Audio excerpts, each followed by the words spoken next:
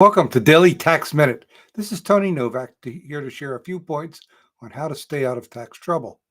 So let's jump right in. Today's topic is how we fix tax problems.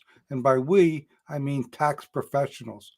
And the point is that tax professionals, people with experience that do this for a living, may approach it very much differently than what you'll read if you Google your tax problem or search for it in Chat GPT, or God forbid, post a question in Facebook or other social media.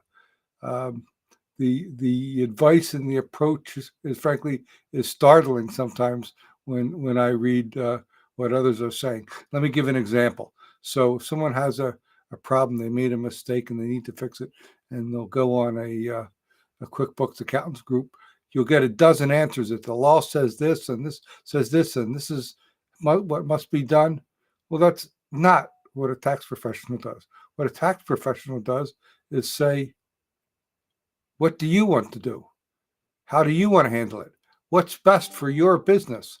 What fits your strategy? How does this tax issue fit in with the rest of your financial and business strategies? And then we're in a situation to discuss, advise, coach, and recommend a solution. Two areas where this comes out most often is very often it does not make sense to spend time and resources fixing a past accounting issue.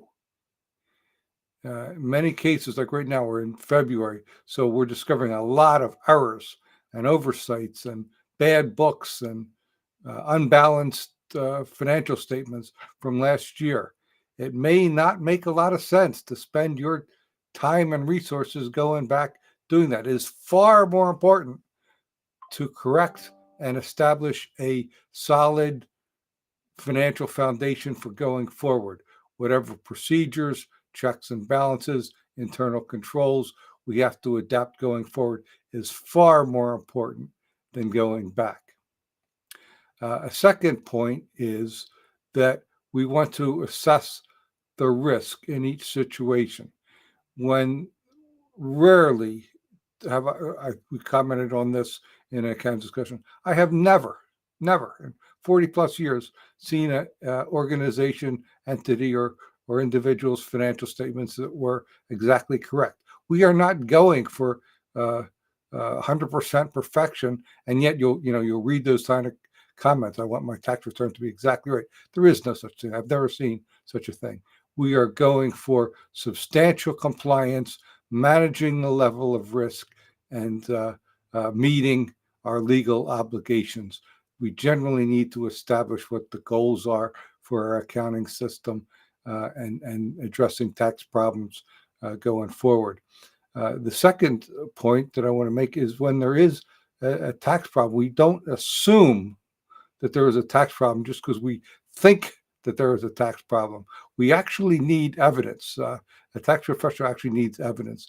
I was dealing with a situation earlier today where a person came to me with a collection letter, tens of thousands of dollars owed, and when we went back to the source, in this case the state didn't have any record of it.